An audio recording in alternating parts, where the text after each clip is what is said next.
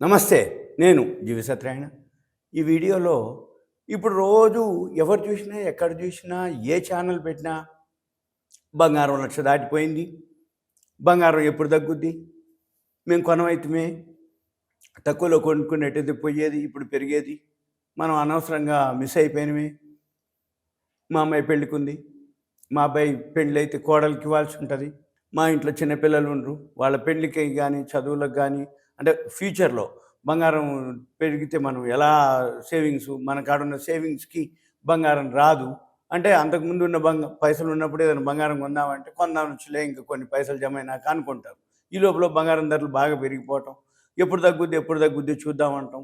ఎవరో ఒకళ్ళు ఏమంటారంటే తగ్గుద్దిలే తగ్గినప్పుడు కొనుక్కుందాంలే అంటారు. ఈ మధ్య తగ్గడం జరిగింది. ఒక 1,00,000 వరకు దాటి మళ్ళీ కొన్ని రోజులు తగ్గిపోయింది. తగ్గిపోగానే చాలామందికి ఏమనిపిస్తుందంటే ఇంక ఇప్పుడే కదా తగ్గడం మొదలుపెట్టింది ఇంకా తగ్గుద్దిలే అని కొనరు.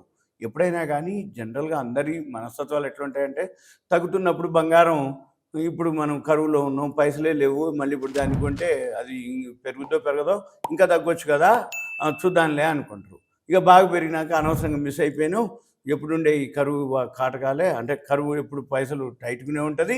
కొనాల్సి ఉంటివి కొంటే ఇప్పుడు పెరిగిపోయినప్పుడు మళ్ళీ కొనాలంటే కొనలేము అని మళ్ళీ మొదలుపెడతారు. అయితే వీటన్నిటికి కారణం ఏంటిది అంటే ఈ యుద్ధ వాతావరణాలనుకోండి, అవేర్‌నెస్ పెరిగింది. ఎప్పుడైతే సంపాదన పెరిగిందో సాఫ్ట్‌వేర్ ఎంప్లాయీస్ అనుకోండి, దేశాలే ఆర్థికంగా పురోగతి చెంది ఈ రష్యా, ఉక్రెయిన్ వార్ నుంచి అనుకోండి, ఇరాన్, ఇజ్రాయెల్ వార్ అనుకోండి, ఈటితోటి జనాలు అంటే దేశాలే రిజర్వ్ బ్యాంకులే బంగారం కొని నిల్వలు పెట్టుకుంటున్నాయి. దాంతోటి బంగారానికి డిమాండ్ ఏర్పడటం జరిగింది. సప్లై లేకపోవటం, మైన్స్‌లో ఏదైతే ఉందో ఖనిజాలంటాం, దాంట్లోంచి లోపలి పొరల్లో ఉండటం, పై పొరల్లో లేకపోవటం. లండన్ బులియన్ మార్కెట్స్ అసోసియేషన్ వాళ్ళు కూడా రోజు ధర పెంచటం పోతూ ఉంది. తర్వాత వరల్డ్ మార్కెట్‌లో కూడా డిమాండ్ పెరగటం, సప్లై లేకపోవటం, యూసేజ్ పెరగటం, దాని మీద అవేర్‌నెస్ పెరిగి కొనుగోలుదారులు ఎక్కువ అవ్వటం. దీంతో పాటు ఈ కమోడిటీస్ ఎక్స్‌చేంజ్‌లో ఫ్యూచర్స్ మార్కెట్‌లో స్పెక్యులేషన్ ఎక్కువ జరగటం, వీటన్నిటితోటి గోల్డ్ పెరగటం జరిగింది. ఇప్పుడు ఇక ఎప్పుడు తగ్గుద్ది, ఎక్కడ తగ్గుద్ది అనే దానికి ఈ వీడియోలో ఏంటిదంటే, ఇప్పుడు 80 ఏళ్ల తర్వాత కేజీఎఫ్ సినిమా వచ్చింది కదా! ఆ కేజీఎఫ్ అనమాట. అది బంగారు గన్‌లనమాట.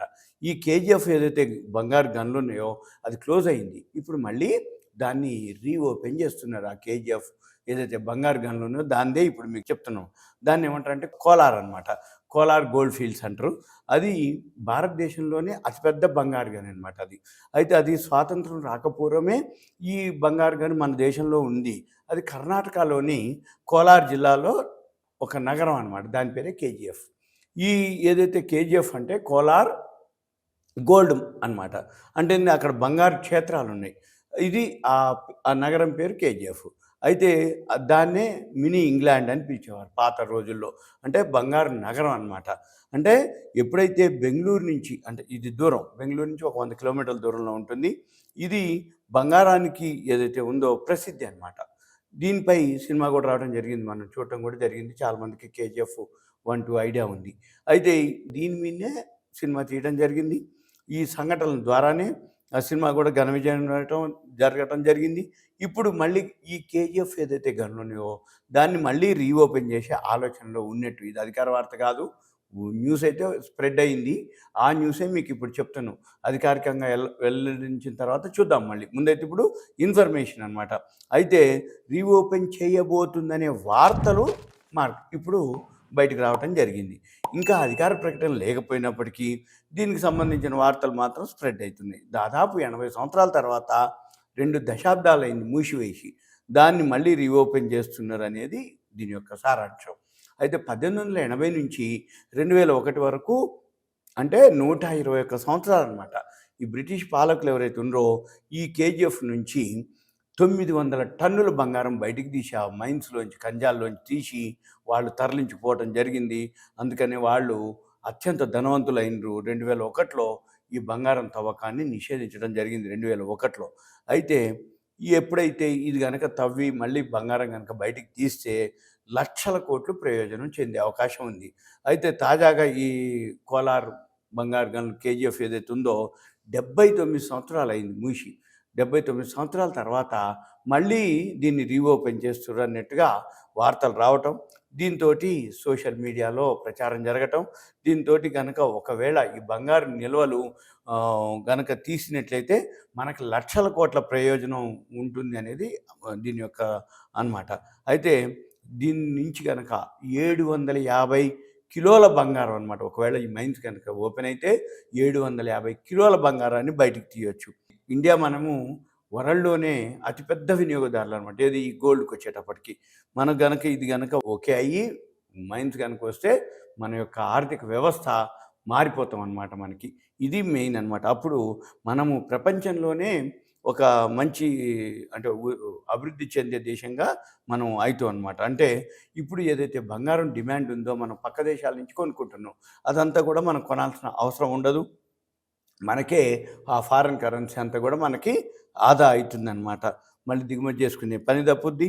అయితే ఇంకొకటి ఏంటిదంటే ఈ జూన్ 2024లో కేజీఎఫ్ వద్ద అంటే భారత్ గోల్డ్ మైన్స్ ప్రకారం దాదాపు 1003 ఎకరాల విస్తీర్ణంలో 13 టైలింగ్ డంపులు అనమాట. అది ఎంఎండిఆర్ చట్టం ప్రకారము మైనింగ్ పునః ప్రారంభించాలని కేంద్ర ప్రభుత్వ ప్రతిపాదనను కర్ణాటక రాష్ట్ర ప్రభుత్వం మంత్రివర్గం ఆమోదించడం జరిగింది. ఇక అక్కడ దాదాపు 32 మిలియన్ టన్నుల మెటీరియల్ ట్రేడింగ్ బంగారం ఉందని, అంటే దాదాపు 23 టన్నుల బంగారం తిరిగి మనం పొందవచ్చు అనేది ఉంది. ఏటా దాదాపు 750 కిలోల బంగారం ఇక్కడి నుంచి తవ్వి తీసుకోవచ్చు అనేది. అయితే స్వాతంత్రం వచ్చిన తర్వాత తొలిసారిగా కొత్తగా మళ్ళీ బంగారం ఉత్పత్తి చేసుకోవచ్చు అనేది చెప్పడం జరిగింది. ఈ కోలార్ ఏదైతే బంగారు నిల్వలు ఉన్నాయో ఇది చోళ సామ్రాజ్యం నుంచి కూడా ఉండటం జరిగింది అనేది మన చరిత్ర చెప్పడం జరుగుతుంది. ఈ చోళ సామ్రాజ్యం 1004 నుంచి 1116 వరకు అక్కడ శాసనాలు, పుస్తకాలు ఏవైతే ఉన్నాయో బంగారు తవ్వకం గురించి ప్రస్తావించడం జరిగింది. విజయనగర రాజవంశం సమయంలో కూడా ఇక్కడ బంగారం తవ్వినట్టుగా శాసనాలు ఉన్నాయి. మైసూరు పాలకుడు టిప్పు సుల్తాన్ కూడా 1750-1760 మధ్యలో ఈ బంగారు గన్ని ఉపయోగించాడని శాసనాలు ప్రస్తావించారు. 1902లో కేజీఎఫ్లో 90% బంగారం బయటకు తీశారని, 1930 నాటికి అందులో 30,000 మంది కార్మికులు ఈ తవ్వకాల్లో పనిచేశారనేది కూడా ఉందన్నమాట. అయితే ఈ కోలార్ ఏదైతే ఉందో చాలా ఫేమస్ బంగారు ఏదైతే క్షేత్రం అనమాట. అంటే తవ్వకాలు, బంగారు నిధి నిక్షేపాలు ఉన్నాయన్నమాట. ఈ ఎప్పుడైతే భారతదేశంలో ఇంగ్లీష్ వాళ్ళ ఆధిపత్యం తర్వాత లెఫ్టినెంట్ జాన్ వారెన్ అనమాట, ఆయన 1802 సంవత్సరం కోలార్ గనుల్లో బంగారు నిల్వల్ని తవ్వటం ఆయన మొదలుపెట్టిండు అనమాట, ప్రారంభించాడని చరిత్ర చెప్పడం జరిగింది.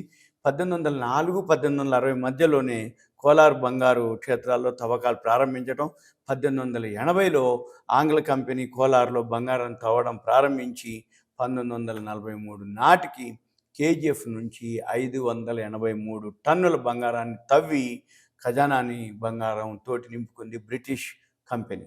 అప్పుడు స్వాతంత్రం వచ్చిన తర్వాత ఆ కేజీఎఫ్ని మన ప్రభుత్వం స్వాధీనం చేసుకోవడం జరిగింది.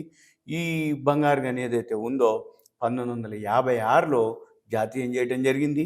ఈ భారత్ గోల్డ్ మైన్స్ ఏదైతే ఉందో 1970లో ఇక్కడ తవ్వకాన్ని ప్రారంభించటం, తర్వాత గనుల నుంచి ప్రయోజనం పొందిన 1980 నాటికి మరి నష్టాలు రావడం మొదలైందని, కార్మికులకు జీతాలు ఇవ్వలేని పరిస్థితి వచ్చింది.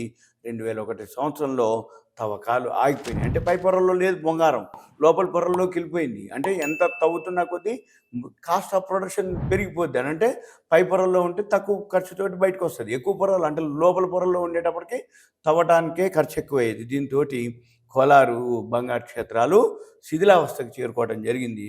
మళ్ళీ ఇప్పుడు బంగారం ఉంది కేజీఎఫ్లో ఇంకా అని మళ్ళీ నివేదికలు చెప్పడం జరిగింది.